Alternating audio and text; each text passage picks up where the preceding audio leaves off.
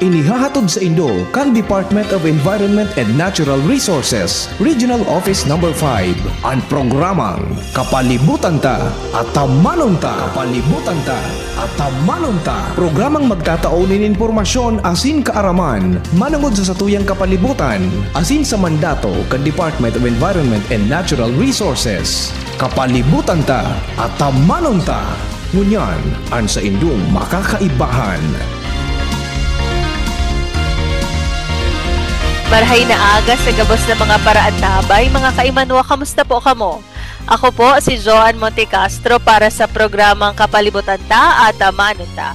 Makakairibano nindo kami ngunya na Webes, Pesya 28 kan bulan in Agosto taon 2025. Mapaabot kami sa Indo ni mga impormasyong may kinaaraman sa pang-urual daw na buhay bilang sarong namamanwaan na nagmamakulog sa satong kapalibutan. Para sa Indo mga kahapotan, mag-apod sa station sa 4805509 poon alas 11 sundo alas 12 ning pagkauto kada Webes o sa CP number po na Globe 0917-7984-808. Ulitin ko po, 0917-7984-808. Pwede man po kamo magdulok sa samuyang opisina Lunes sundo Biyernes poon alas 8 sundo alas 5 ning hapon. Asin pwede man na magpadarakan sa inyong mga kahapotan o mga suhestyon sa samong opisina na makukuha sa Regional Center Site Rawi, Legazpi City. Kami sa Indo man na ang antabayan sa internet asin sa Facebook page Kandizi GB. Ang DENR Munyan. Ang DENR Munyan. Mga pangyayari asin aktibidades sa implementasyon kan mga programa kan Department of Environment and Natural Resources, lokal asin nasyonal. Anion ang sa Indong tagapagbareta. Ini ang katiripunan kan mga bareta sa DENR ngunyan. Katakot kan selebrasyon kan buwan ng Wika 2025. Nakisumaro ang DENR Bicol sa pagkakaigwanin oportunidad na gamiton asin ipalaganap ang Tagalog bilang pangunahing lengguwahe sa gabos na programa kan DENR. Sa temang paglinang sa Filipino at katutubong wika, makasaysayan sa pagkakaisa ng bansa, obheto kan opisina na ipahiling kung paano ang lengguwahe nagiging instrumento sa pagkakasararo kan kabos. Sigun kay DENR Bicol Regional Executive Director Ored Francisco Emilia Jr., nagpapadagos ang DENR sa pag-edukar gamit ang Tagalog, tanganing maipaabot ang importansya kan pag-ataman sa kapalibutan asin sa tuyang mga rekursos natural. Ini ang katiripunan kan mga bareta sa DENR ngunyan.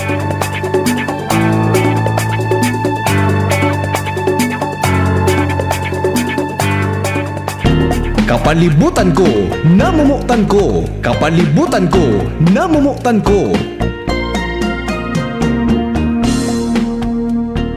Sarong makakalikasang aldaw po sa giraray sa satuyang mga paraan tahabay. Enot po sa gabos, muyaming bation ang mga mahihigos na personahes kan Office of the Regional Executive Director sa pamamayukan sa muyang matibay na direktor na si Red Francisco Emilia Jr., sa opisina man po ni Assistant Regional Director for Technical Services Ronel C. Supsop, kay ARD for Management Services Ronel B. Astor, kay ARD for Special Concerns Adona P. Santiago, dyan man po sa Mines and Geosciences Bureau sa pamamayo ni Regional Director Engineer Guillermo A. Molina Jr. IV, asin syempre po sa Environmental Management Bureau 5 sa pamamayo ni OIC Regional Director Jerry Jeronimo R. Sanyes.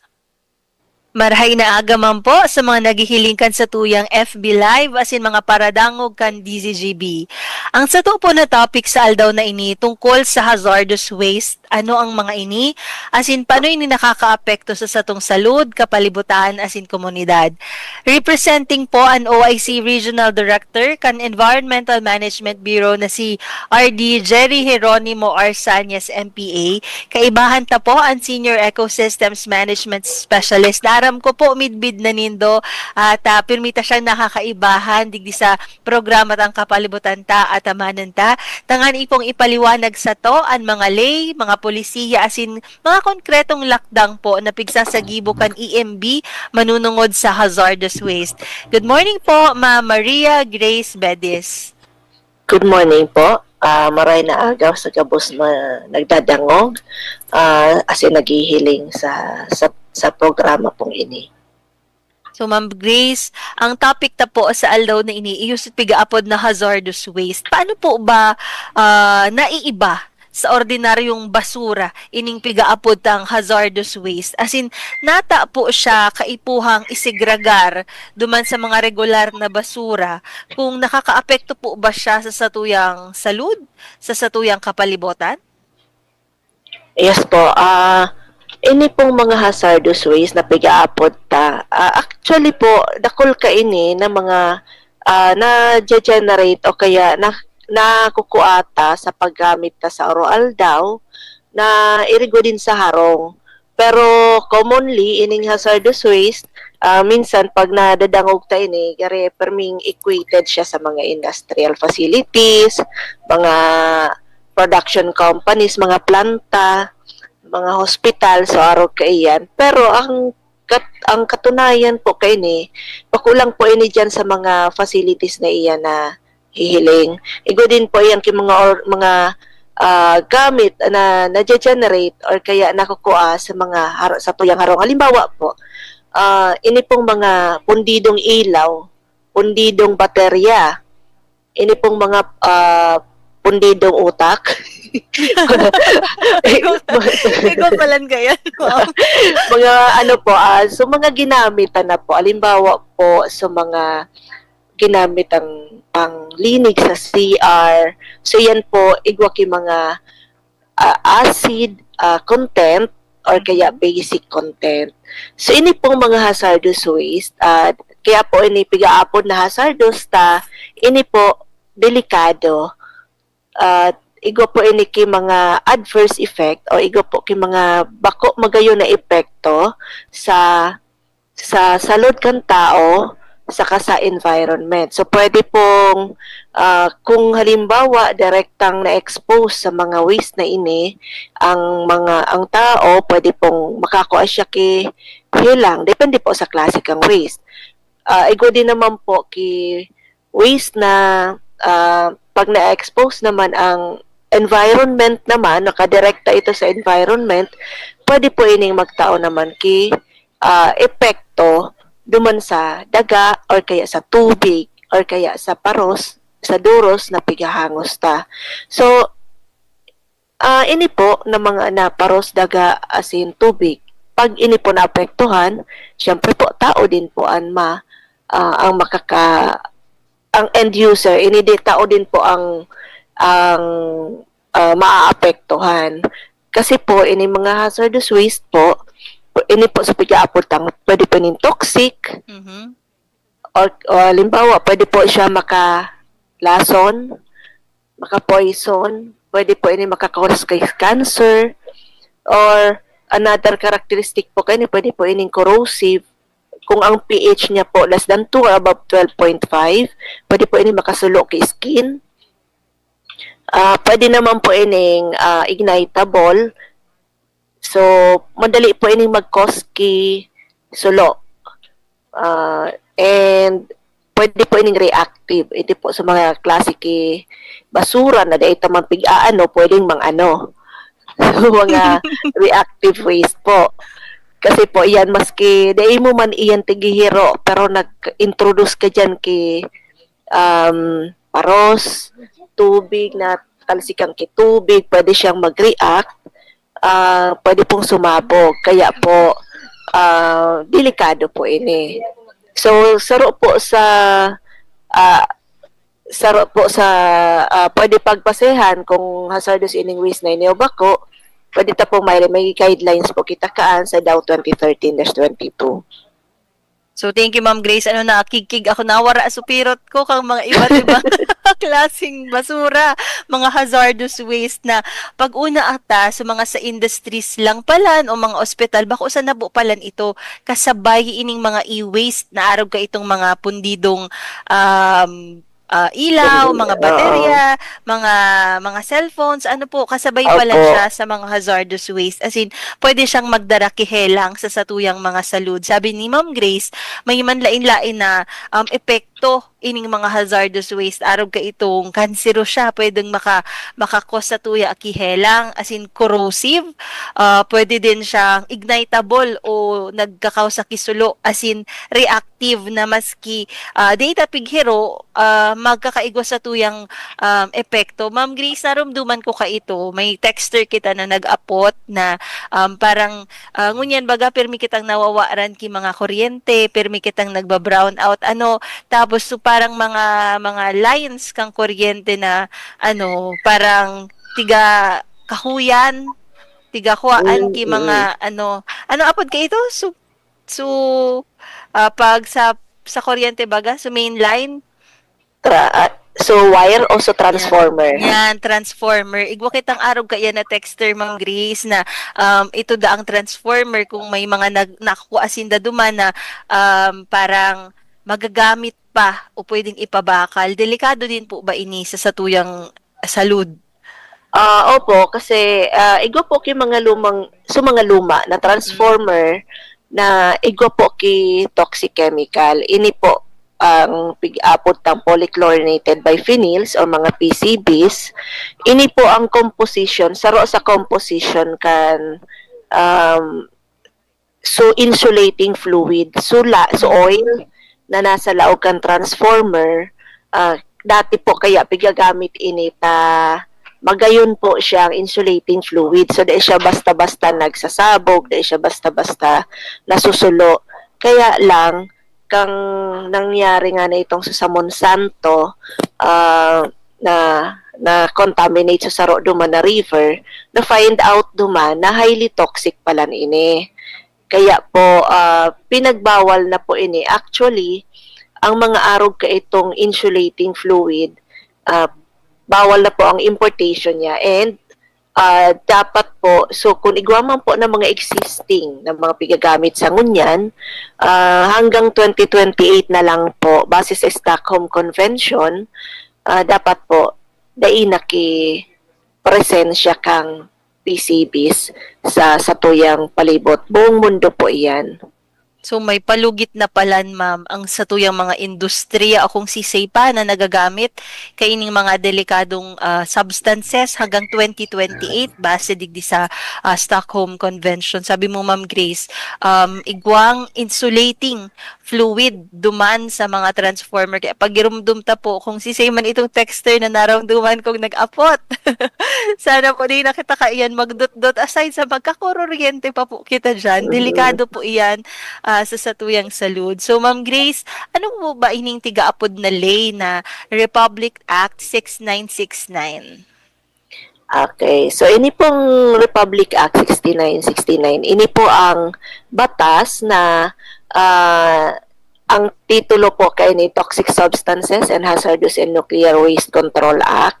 Ini po ang nagtatao kigiya sa tuya sa mga Pilipino para matawanan kita tamang regulation, guidance kung paano ang tamang management, storage, disposal kang mga toxic chemicals na identified under RA 6969, and ini sa mga hazardous waste na na-generate out of the usage kaining mga toxic chemicals na ini. So kasabay po naman itong sabi ko kasabagong PCBs na nasa lumang sa insulating fluid kan mga lumang transformer unit. Although sa ngunyan ang kadaklan man na pigagamit na mineral oil na, kaya medyo okay naman.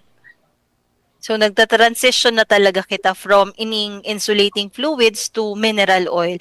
So sabi mo Ma'am Grace, ining RA 6969 o ang Toxic Substances and Hazardous and Nuclear Waste Control Act, giya siya nagtataong regulasyon, management as in storage, as in kung paano ma-dispose ining mga hazardous waste. Siguro Ma'am Grace, ang kahapotan sa tuya kang publiko, kasi igwa din ngayang napundidong ilaw, igwa ngaya sidang mga baterya, so mga remote, kang TV.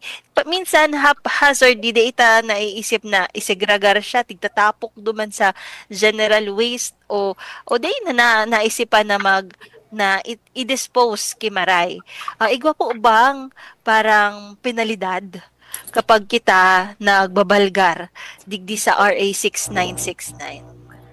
Yes po. Sa mga industrial facilities, sa mga firms, establishments, sinda po kaya ang primarily na nasa sakupang kaining RA 6969. Igo po yang kalimbawa, nagtapok sinda kang hazardous waste ninda, kaya nagdump yung mga toxic chemicals.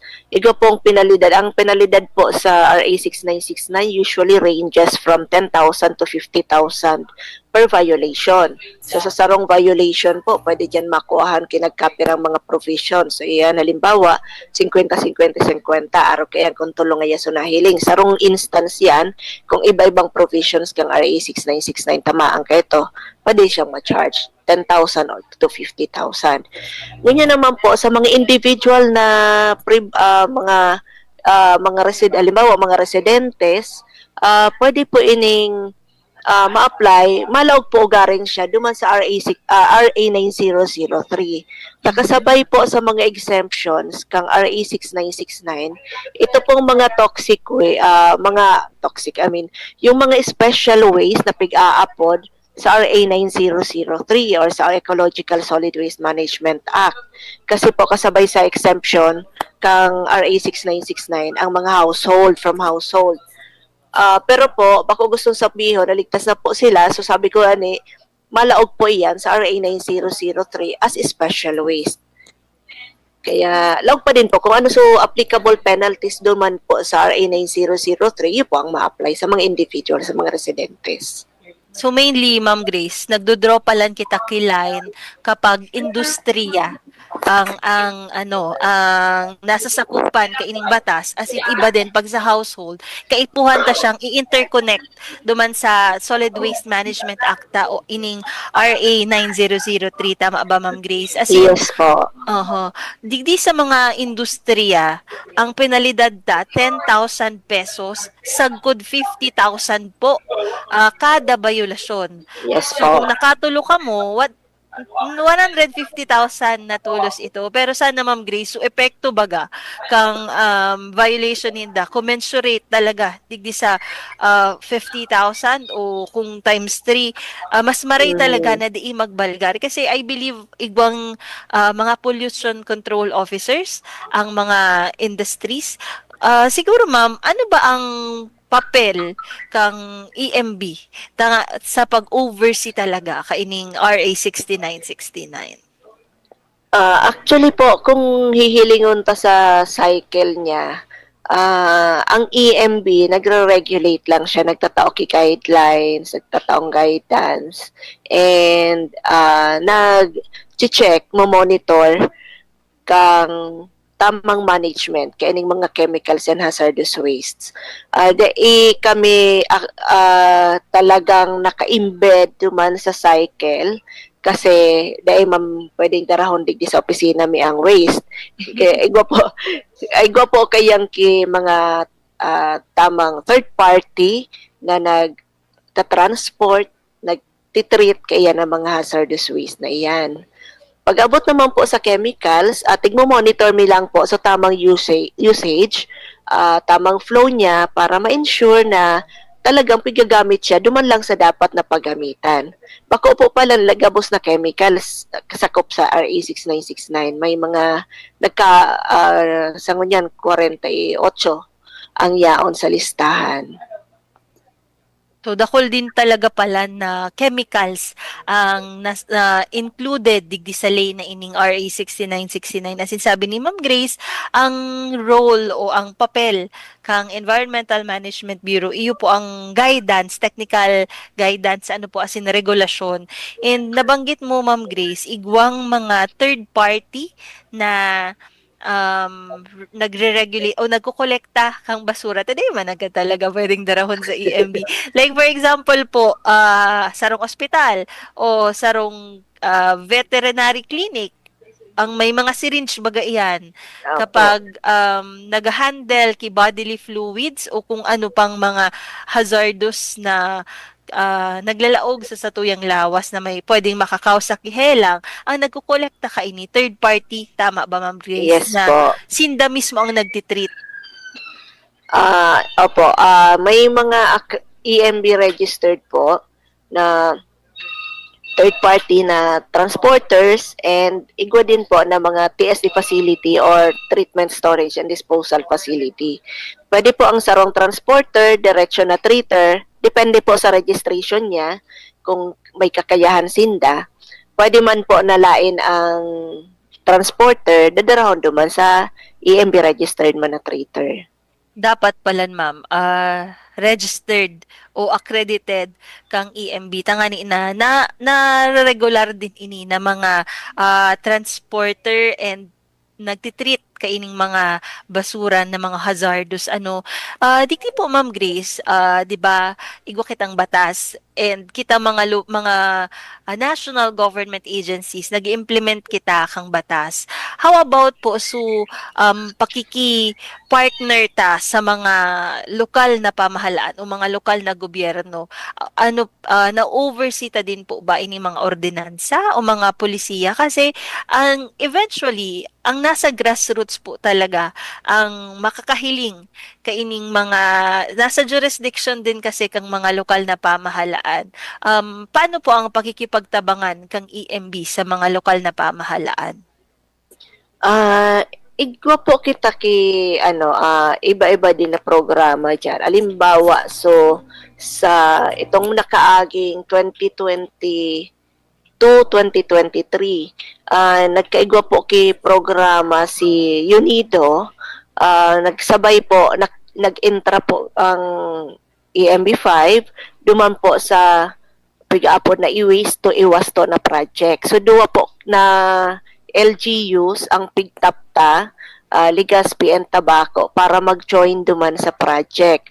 Ito po, manungod po ito duman sa tamang pag-dispose kan mga e-waste. Tayo nga ni ang saro sa pinpointed na mga hazardous waste. Ining mga e-waste po, kasabay dyan mga gadgets, appliances. Ini po, igwaki mga hazardous constituents. May mga heavy metal siya, may mga components siya na para na siya masulo, na igwa po ito kay mga PBDEs, mga kasabay na persistent organic pollutants. So ito po, nakaka-apektar po ito sa tao sa environment kung improper ang disposal niya. So itong proyekto na ito, nakipagtabangan po kita sa duwang LGU. Pilot, ano pa lang kaya ito? Pilot project. Tapos sa solid waste, yun pong sa 10-year solid waste management plan, i-incorporate na din po ninda. So, hazardous waste management. Actually, kansarong aldaw na imbitaran kita na isabay ako kan taga solid waste duman sa pag-review kan 10-year solid waste management plan kan Ligaspi. So, nag-input din po kita, nagtao din po kita kidiit na impormasyon para mas maintindihan ninda kung ano ang dapat nindang hilingon duman sa management plan ninda. So, padit-diit po na kakapag-coordinate na po kita sa mga LGUs. And sa mga iba pa pong mga programa, kung halimbawa po, pwede pong i-input ang RA 6969, tigsasabay na din po iyan. So talaga palang igwang programa, naramduman ko ini na iwasto na programa. Pag nagduman ka sa mga mall, sa SM, mahihiling mo, igwa talaga sindang parang allotted na parang naka-glass, Bin, Ma'am Grace. Tapos i-waste duman bin. duman mo ikakaagso kung may raot kang cellphone, kung may raot kang laptop, tangani na ang makolek talaga asikaso, mamanihar ka itong mga basurang ito. So tama kasi tigko-kolekta kang EMB in partnership with UNIDO, as in sabi ni Ma'am Grace, padagos din ining solid waste management plan. 10 years pala ining solid waste management plan. Nata, Ma'am Grace, dapat long term ang pag-ilingta kang solid waste management plan kang kada LGU. Siguro po para mas kasi ang epekto baga kan mga basura bako man sana yan bako yan kumbaga di mo mahihiling right there and then. So ang effect niya talaga long term, so mas appropriate na hihilingon mo siya sa masalawig na panahon kasi ang tigigibo mo niyan ang epekto kaiyan sa future generations bako man sana sa ngunya na presente. So, sa ngunyan, Ma'am Grace, di ba, kasubago na pag-ulayan ta na igwa na mga transporters, igwa kita ki mga nagkukuang treatment facility na accredited kang EMB. Ini po bang mga disposal accredited na facilities, sinda, igwadigdi sa Bicol region o dadarahon pa sa ibang lugar? Kasi napansin ko kaiyan may mga nagkokolekta sa manlain-lain na probinsya. O igwa na ba kita digdi sa Bicol region? Actually, sad to say, saro pa lang anyahon digdi sa Satuya na commercial na TST facility. Sa ngunyan, accredited pa lang siya for M501 waste. Although di ko pwede sabihin sa pangaran, tabag sabihin. Nag-promote na sa kita. Yan po ang base sa record may saro pa lang po. Ang irigwa na din po kay mga nagpapatransport na paluwas o garing sa region. Pinakaharari po sa Calabarzon, Region 4A. Igwa din po sa NCR, Region 3. Yan po ang mga pinakaharaning TSD facility. Nagbabiyahe pa pala, ma'am, ang mga basura ta. Iyo, sana nga ni may mag-put up digdi ki iba pang TSD facility para makater naman sa mga waste na yaraon, digdi hazardous waste na yaon sa Bicol region para masara nila. Kasi syempre pag masarayo, mas mahal ang cost kaiyan. Kasi 'di ba parang iha-hire ninda ito makikipag MOA pasinda duman sa facility na ito tapos mga dakulon kitang mga clinics, actually dakulon ang health centers, health facilities, and kung bako sa na yan dakol pang mga industriya, so imagine kung nagbabiyahe talaga ang waste, but okay lang ito as long as masiguro ta na matitreat kita mahahali sa pagiging hazardous kang mga basura na ini kaysa mahandle ta po ki haphazardly o sala.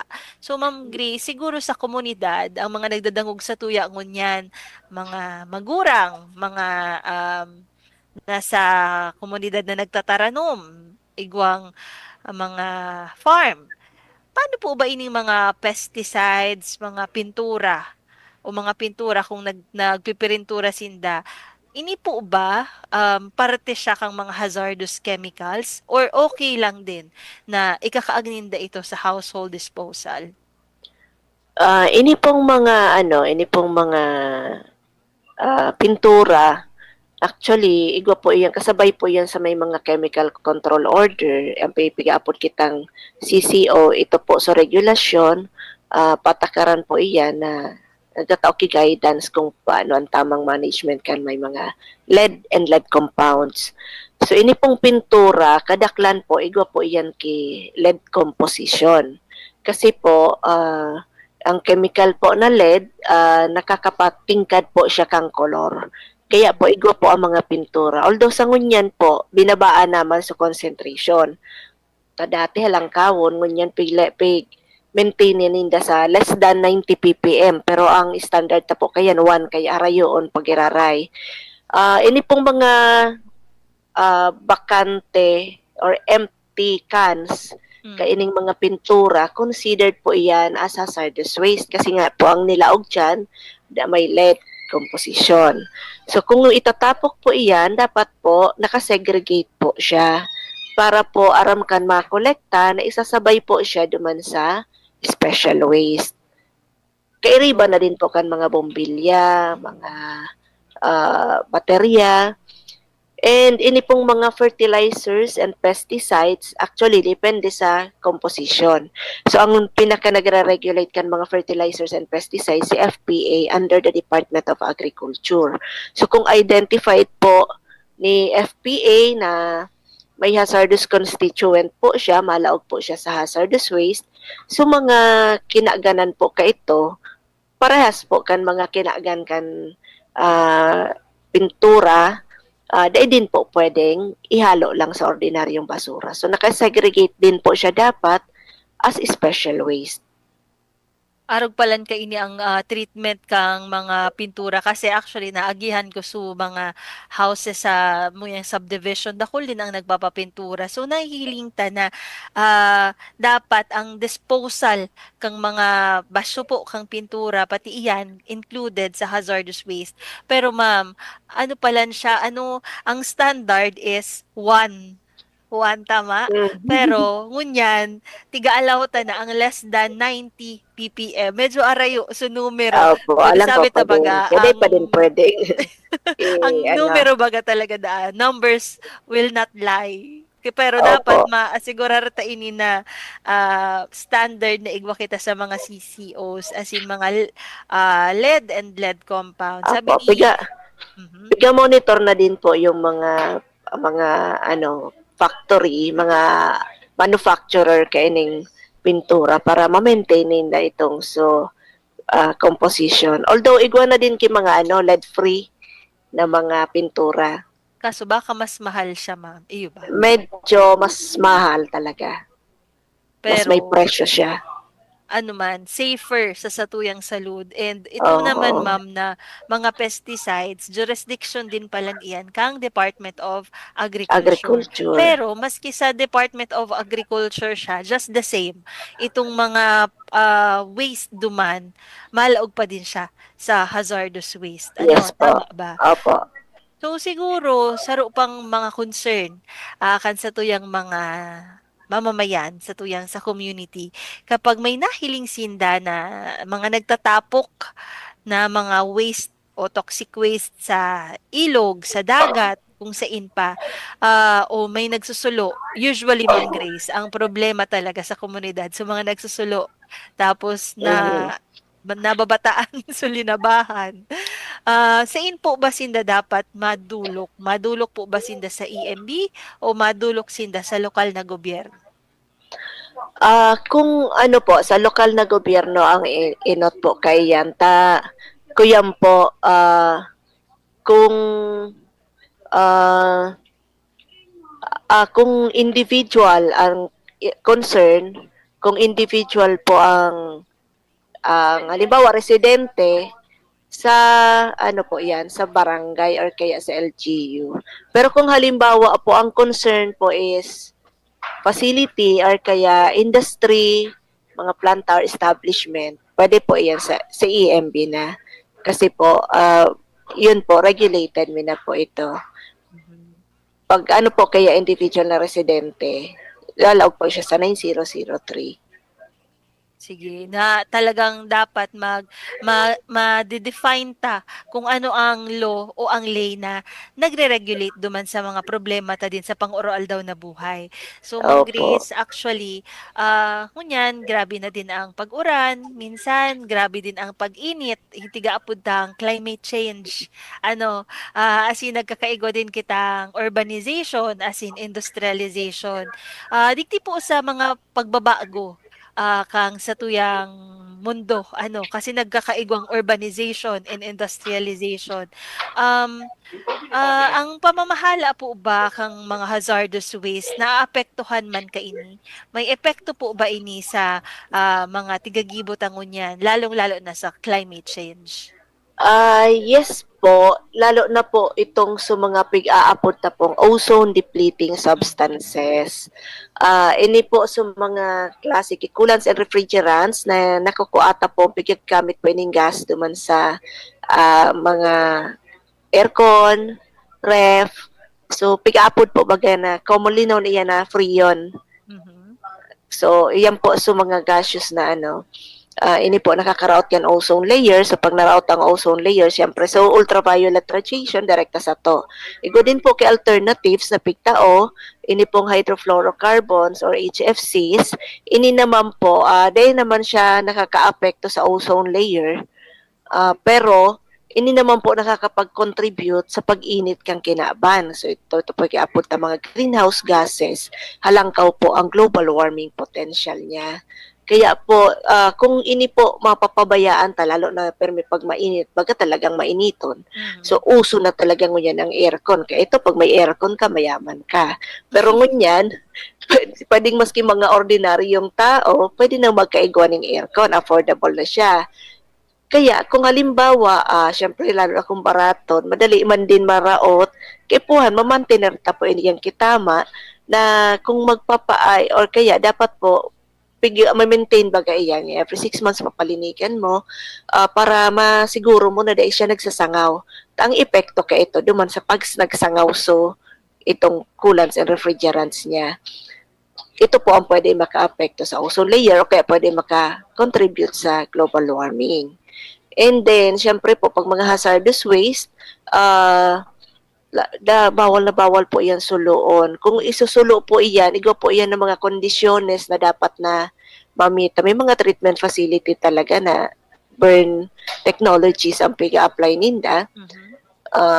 Pero igo po iyang kikondisyones na dapat mamit. Kasi iiwasan ta po sa dioxins and furans na mas lalong pwede maka-apekto sa tuyang kinaban, sa klimata. Mas malala kapag sinulo ninda ini. Yes. May mga freons na nagsasangaw minsan sa satuyang environment. Delikado palan ini, Ma'am Grace. And Opo. especially ining mga greenhouse gases ta nagpapainit lalo sa kinaban, kaya mati ita na social status symbol palan kay itong panahon ang mga aircon. Iyo po ba sa mga listeners ta o gabos na kamo dyan may aircon, electric fan pa man ngaya minsan nagatagatipid naga-electric Oo. fan, pero bako na po kaya karaw-karaw ang init ngunyan tibad ma-heat stroke pa, so mga kaiman wata kaya nag-aircon na talaga. So Oo. ini palan po, Ma'am Grace, ang epekto kang climate change, kang urbanization sa satuya din na pagmanihar kang mga hazardous waste. So siguro, Ma'am, igwa po ba kitang padagos na pakikipag-ugnayan? Last time po na guest me si RD Sanyes, ang Mhm. si Indong bagong OIC Regional Director. As in, nabanggit niya sa mga international agreements na involve ang Pilipinas manunungod sa mga environmental platforms. Ano po, digdi po ba sa mga hazardous waste? Igwa din po ba kitang mga agreements na pinagkakaintrahan, mga conventions manunungod digdi sa hazardous waste management? Opo, ang RA 6969 po, nakabase po talaga yan sa mga international treaties. Ang hazardous waste particularly, base po yan sa Basel Convention for Transboundary Movement of Hazardous Waste. Si mga ining mga ozone depleting substances, saka itong HFCs, base po yan sa Montreal Protocol. Mga PCBs, persistent organic pollutants, base po sa Stockholm Convention. So actually, halos gabos na batas po, mercury, base po yan sa Minamata Convention. So halos gabos po na mga naon digdi sa RA 6969, sakop kang RA 6969, nakabase po sa mga international treaties. So nakaakod kami ng mga estudyante. Ano po, so last time, Ma'am Grace, nagpa-quiz bee ako digdi sa programa. As in, dakulon ang nag-intra, nagpa-premyo kita ki flash drive. As in talagang nasimbag ni the last time ang kahapotan ta sumanlain-lain na flora and fauna tig-apo ta sa statistics kang flora and fauna na igwa kita digdi sa Bicol region. Ano po, apoton ko ini na mga protocol. Ready po sa Pwede, tuyong mga opo, listeners. pwede. Available man iyan sa internet na, lalo sa mga ozone depleting substances. Garipig tatakil niya iyan sa eskwelahan Ayun. na may mention na solid waste, mga arog ka iyan. Iyan Sa na susunod, mga ma'am, puzzle, mga ano. iyo ini Ah, ang iki-quiz tata gari mm. mga highfalutin words ano mga magagayon Oo, na ayan, mga kabisadong kahapotan. kabisado yan ni ano, kabisado yan ni RD Cherry. Talagang Eh forte po. niya yan. Eh Siya ang po. mentor ko dyan sa RE 6969. Ang sa mga listeners na po ano tarandaan ta na ini na Basel Convention, Montreal Protocol, igwa kitang Stockholm Convention as in Mm, sabi ni ma'am na pag sa mga Mercury ano Minamata. Minamata Convention. So dakulon kitang take away sa aldaw na ini. Sa sunod na po ako mapa-quiz. So mabibigla ka mo. May pa-quiz na naman ngayon ng DNR. So thank you Ma'am Grace sa pagheras mo kaining mga manlain-lain na international agreements. Na ibig sabihin bako sa nakita yaon ding di sa local scenario, talagang involved kita sa international scene. So siguro ma'am, kapag baga magayon ang implementasyon kan sarong batas, igwa din siyang parang hamon hamon ano o difficulties siguro. Igwa po ubang hamon sa pagpapatupad kang RA 6969 pag-abot sa technical o pwedeng pinansyal o politikal? Technical ang EMB, kumbaga ano siya, capacitated siya. Ang medyo siguro mahihiling kong hamon dikti is pag-abot duman sa political will and sa financial kasi ang pagpapatransport ng hazardous waste kay puhanan kay cost. May ano po Oo. iyan, may bayad yan. So yun ang medyo limitasyon and saka itong so availability din kan mga TSD facility sa Tuya medyo limitado. Igwaman sa ibang region, dakol sa ibang region, sa mga kataning region. Pero digdi sa Tuya, limitado pa. Kaya dumampo nagkakaigwa ki gap pag-abot sa implementation. Kasi kung mabiyahe pa duman sa Region 4A, tama ba? As in sa Opo, NCR, talagang ano siya, ma-entail siya mapuhunan kay ka. cost. Mm. Kaya ang mga industriya kaipuhan din talaga makipag partner digdi sa mga nagtitreat na mga facilities.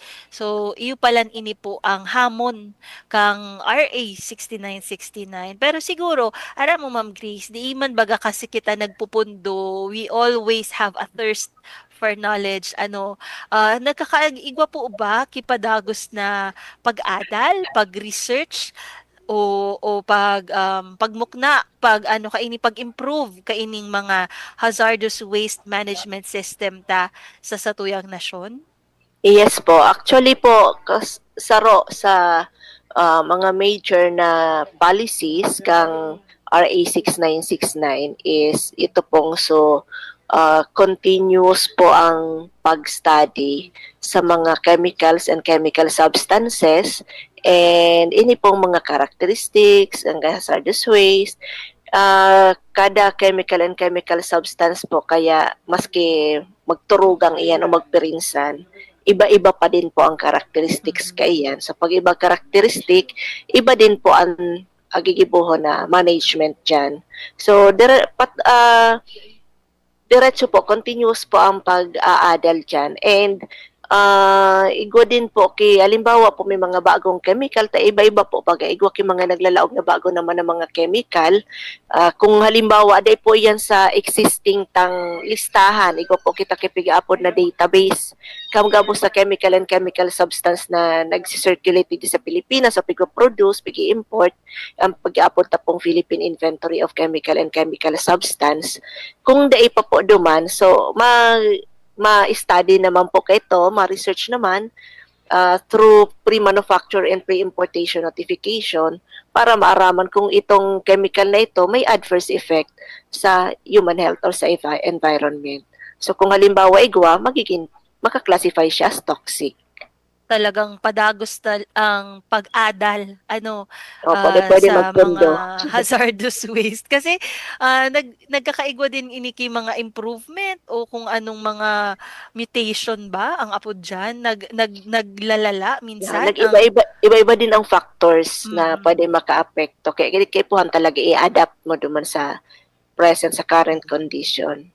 as in nagkakaigwa kay Philippine Inventory of Chemical Substances. Arog man And po sa chemical muya. substances. Oo, digdi sa DENR, nagkakaigwa man po kitang accounting kang sa tuyang mga natural resources. Yes po. Pareha sa pag-account kang sa tuyang mga recursos naturales, igwa din kita pala na pag-inventaryo kaining mga chemical substances. Napaka-importante talaga na igwa kitang baseline data kung pira ang pinag-uurulayan ta digdi sa mga substances na ini asin mga recursos naturales.